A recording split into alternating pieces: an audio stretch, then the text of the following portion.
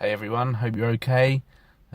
Just sitting here waiting to collect someone, so thought I would do a quick video for Twitter in relation to hair coursing today, and just what you should report if you see it. Hair coursing, if you don't know, is a sport that is illegal in this country, and it's where dogs, generally lurcher type dogs, are used to chase down hares when trespassing on land.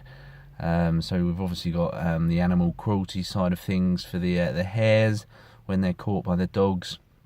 But in recent years, there's also been more aggravating factors with the offences, and the people engaging in the offences are trespassing, driving using 4x4 vehicles, and driving across the crops, causing damage to the farmer's land.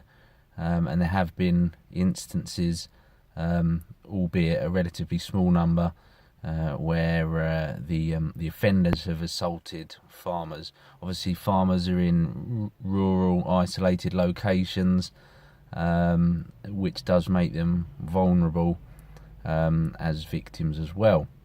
So if you see hair coursing, often they will be maybe multiple offenders. Sometimes you'll have 5 offenders in one vehicle. As I say already, often it's in a 4x4 type vehicle, and they'll have dogs with them. So that's they're relatively easy to spot in rural locations. Obviously, across the district where I work, we're covering 482 square miles, and it is an awful lot of rural land within it. So if you call police because you've seen hair coursers, give a really good location. Be as accurate as you possibly can, because sometimes the officers attending that location may not know the area too well, because they cover such a vast area. Give a direction of travel if they leave your site, so officers know the direction to head in to look for the suspects.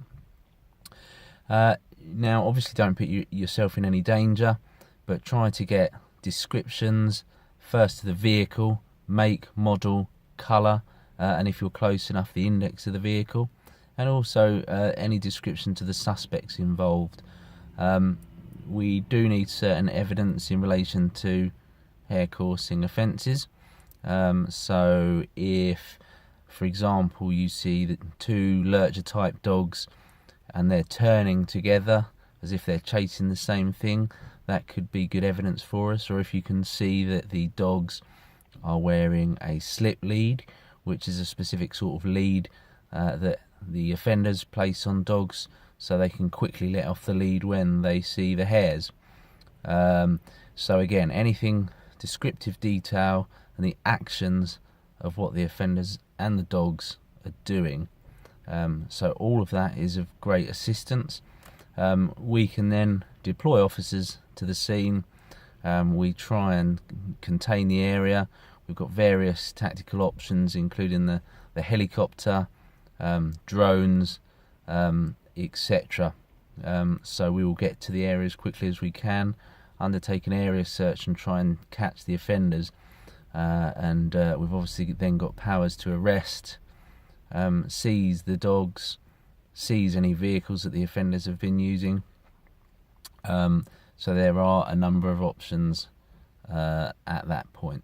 So we would obviously be very keen, if you have been a witness to this type of offence, that you'd be willing to provide the police with a statement and support a prosecution, again, because that helps us a great deal to take these matters forward evidentially. And we can obviously put special measures if you're concerned about being a witness. There's certain things we can do at court. You can give evidence behind a screen or via live link, or so again, the officers should talk you through that when they discuss being a witness with you. So I think that's everything.